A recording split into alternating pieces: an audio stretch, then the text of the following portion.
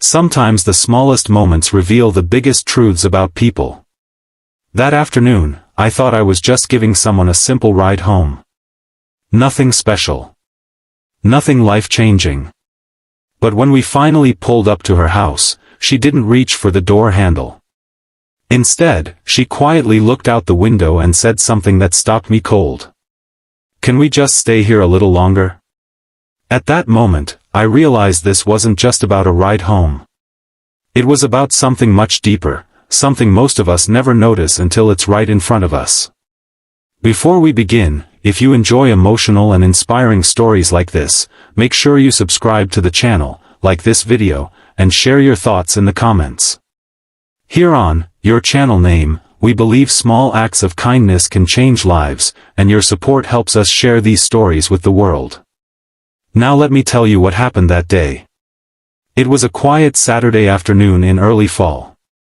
The kind of day when the air feels crisp and the sunlight has that warm golden color that makes everything seem peaceful.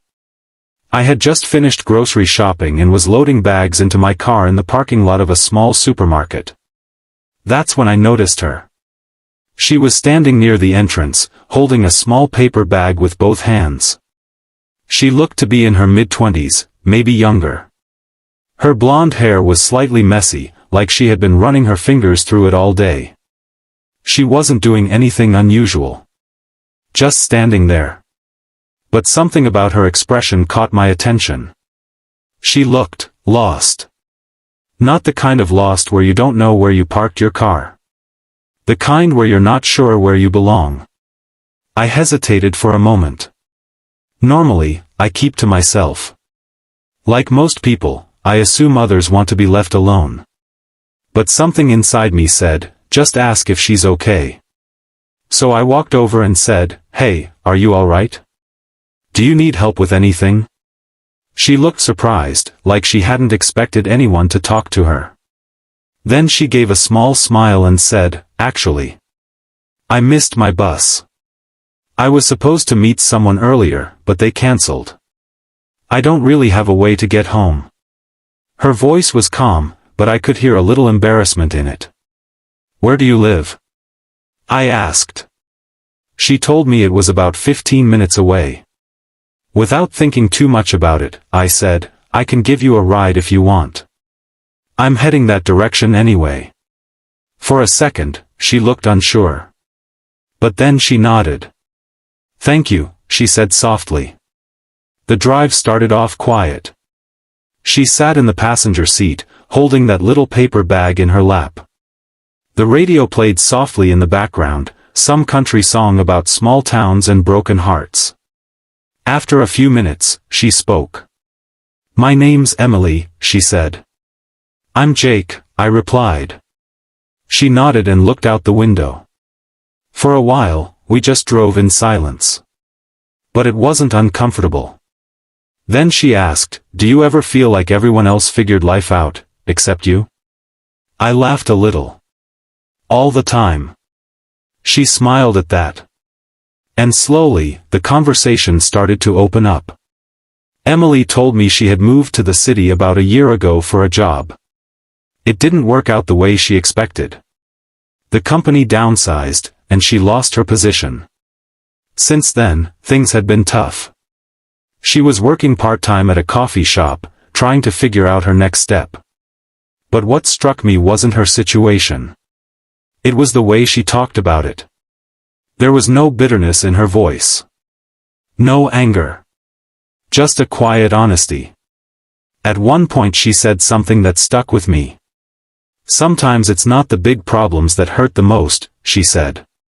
"It's feeling like nobody really sees you." I didn't know what to say to that. So I just listened. And sometimes, listening is the greatest kindness you can offer someone. By the time we reached her neighborhood, the sun was starting to set. The sky had that soft orange glow that makes everything feel calm. She pointed to a small house near the corner. "That's mine," she said. I pulled the car up to the curb and parked.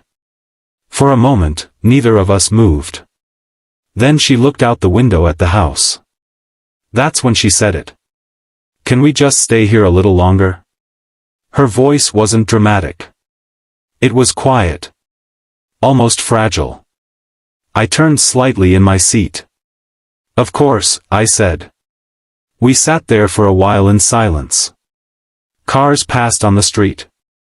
A dog barked somewhere down the block. Finally, she spoke again. "You're probably wondering why I said that." I shrugged gently. "Not really." She took a deep breath. "Because when I walk into that house, I'm alone." She didn't say it with sadness. Just truth. "My roommate moved out 2 weeks ago," she continued. "And my family lives across the country. Most days I work, come home, eat something, and go to bed." She gave a small laugh. "Today was the most conversation I've had with anyone all week." That hit me harder than I expected. Because it made me realize something. Loneliness isn't always obvious. It can be the person standing quietly in a grocery store parking lot. It can be the person sitting next to you on the bus. Or the neighbor you pass every day without saying hello. Emily wasn't asking for money. She wasn't asking for favors. All she wanted was a little more time, talking to another human being. So we kept talking. About random things. Favorite movies. Childhood memories. The best pizza places in town. At one point she laughed so hard she had to wipe tears from her eyes. And in that moment, the heavy feeling that had been around her earlier seemed to lift. Eventually she looked at the clock on the dashboard. "Wow," she said. "We've been sitting here 20 minutes. I smiled. "Guess we got carried away." She nodded. Then she looked at me seriously. "Thank you, Jake." "For what?" "For stopping. Most people wouldn't have." I shrugged again. It wasn't a big deal. But she shook her head. "It was to me." She picked up the small paper bag from her lap. "I bought these cookies earlier today," she said. "I was going to eat them alone tonight." She opened the bag and handed me one. "Now they don't feel like sad cookies anymore." We both laughed. And for some reason, that simple moment felt incredibly meaningful. Eventually she opened the car door. The cool evening air rushed in. Before stepping out, she turned back and said something I'll never forget. "You know, kindness doesn't always have to be something huge." She paused.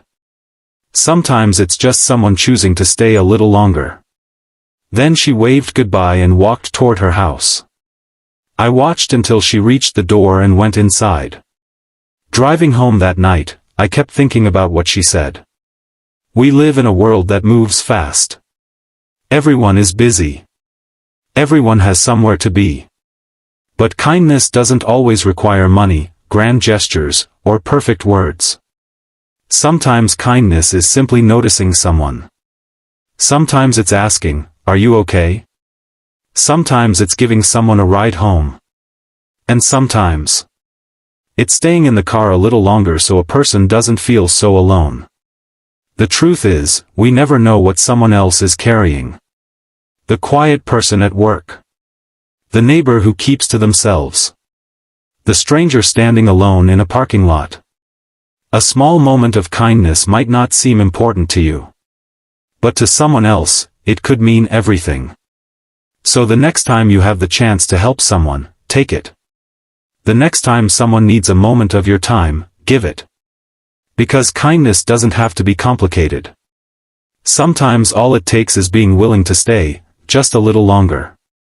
And who knows? That small moment might be the reason someone feels seen again. If this story touched your heart, please like this video, subscribe to your channel name, and share it with someone who believes in the power of kindness. And remember, every single day gives us a chance to make the world a little warmer. One small act of kindness at a time.